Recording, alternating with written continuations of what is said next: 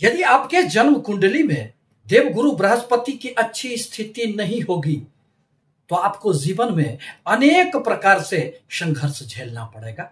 शिक्षा के अनुरूप आपको कभी भी नौकरी भी नहीं प्राप्त होंगे और धन के लिए भी आपको हमेशा ही परेशानियों का सामना करना पड़ेगा।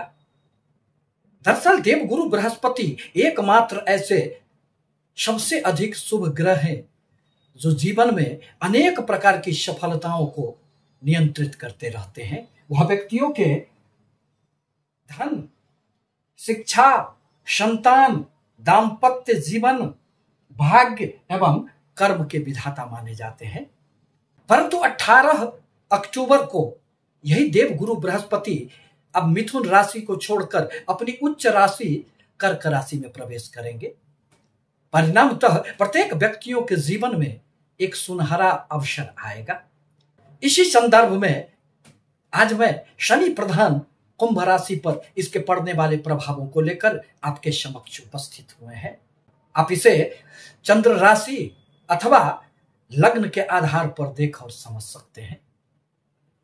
दरअसल कुंभ राशि के लिए जीवन में अभी अनेक प्रकार की परेशानियां चल रही है, क्योंकि राहु केतु के अक्ष में आकर उनके जीवन में जो एक निरंतरता थी, धन पाने में जो एक प्रवाह था, हर एक कार्यों में जब वह सफल हो जाते थे उसमें एक रुकावटों का उन्हें सामना करना पड़ रहा है। परंतु देवगुरु बृहस्पति जो उनके धन स्थान एवं लाभ स्थान के स्वामी बनते हैं, आपके लिए बहुत अधिक कारक ग्रह तो नहीं है, परंतु धन की आवश्यकता किसे नहीं है।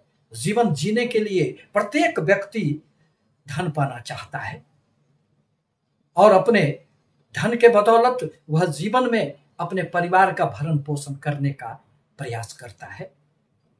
वह आपके देवगुरु बृहस्पति आपके छठे भाव में संचरण करेंगे। यूं तो छठा भाव बहुत अधिक कारक ग्रह नहीं माना जाता है, परंतु अर्थ त्रिकोण का भाव इसे कहा गया है। यहां बैठकर उच्चगत स्थिति में देवगुरु बृहस्पति आपको अनेक क्षेत्रों से अब धन लाभ देने का निश्चित रूप से प्रयास करेंगे। यह तो शत्रुओं का भाव भी होता है। यह स्वास्थ्य संबंधित आपकी किसी भी प्रकार की यदि परेशानियां थी तो वह दूर हो जाएंगे। आपको ऋण लेना सहज हो जाएगा। इस अवधि में आप अपने शत्रुओं से भी धन लाभ प्राप्त कर सकते हैं। किसी भी प्रकार की प्रतिस्पर्धाओं में आपके निश्चित रूप से विजय होगी। यदि आप छात्र हैं और कंपटीशन की तैयारी में लगे हुए हैं, नौकरी नहीं मिल पा रही थी, तो यही वह समय है जब आपको आगे का मार्ग प्रशस्त हो जाएगा और आपको नौकरी मिल जाएगी। देवगुरु बृहस्पति अपने छठे भाव में बैठकर पंचम दृष्टि से आपके कर्म क्षेत्र को देख रहे हैं, अतः कर्म क्षेत्र में निश्चित रूप से उछाल आएगा। यदि आप नौकरी में हैं अथवा व्यापार में, दोनों ही स्थितियों में आपकी उन्नति होगी। नौकरी में प्रमोशन प्राप्त हो सकते हैं। आपको कुछ अतिरिक्त प्रभार भी सौंपा जा सकता है। कर्म में जो एक रुकावटें आ गई थी अब वह दूर हो जाएंगे।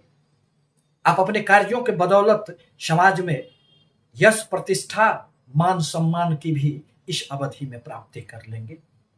देवगुरु बृहस्पति की सप्तम दृष्टि अब द्वादश स्थान पर पड़ेंगे, अतः विदेशों से संबंधित यदि आपके कोई भी कार्य हो तो अब वह रुकेंगे नहीं। विदेश जाने की भी आपकी संभावनाएं बनेंगी। इंपोर्ट एक्सपोर्ट से जुड़े हुए लोगों के लिए तो यह देवगुरु बृहस्पति वरदान साबित होंगे। बाहरी स्थानों से आपको लाभ होगा।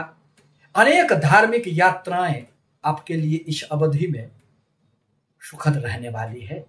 व्यय तो होंगे, परंतु अनावश्यक रूप से व्यय नहीं होंगे। धर्म के प्रति मन में रुझान पैदा होगा। देवगुरु बृहस्पति की नवम दृष्टि अब आपके धन भाव पर पड़ेंगे, अतः धन स्थान के स्वामी का धन स्थान पर अपने ही राशि पर दृष्टि प्रभाव यह निस्संदेह कह रहा है कि आपको इस अवधि में अचल संपत्ति में वृद्धि होंगे। आपकी वाणी में मधुरता आएगी और अपने वाणी के द्वारा अब लोगों को इस अवधि में अपना बना लेंगे। परिवार में सब कुछ अच्छा रहेगा। कुटुंबों के साथ यदि किसी भी प्रकार के मतभेद थे तो वह दूर हो जाएंगे और आपके परिवार में मांगलिक कार्य होंगे जिसमें सारे लोग इकट्ठे होकर आप आनंदित महसूस करेंगे। इस प्रकार कहा जा सकता है कि जीवन में जो लाभ की एक निरंतरता थी और उसमें जो एक रुकावटें आ गई थी अब वह दूर हो जाएंगे। आपको अनेक स्रोतों से धन लाभ भी होंगे और साथ ही साथ आप अपने अचल संपत्ति में वृद्धि भी इस अवधि में कर पाएंगे।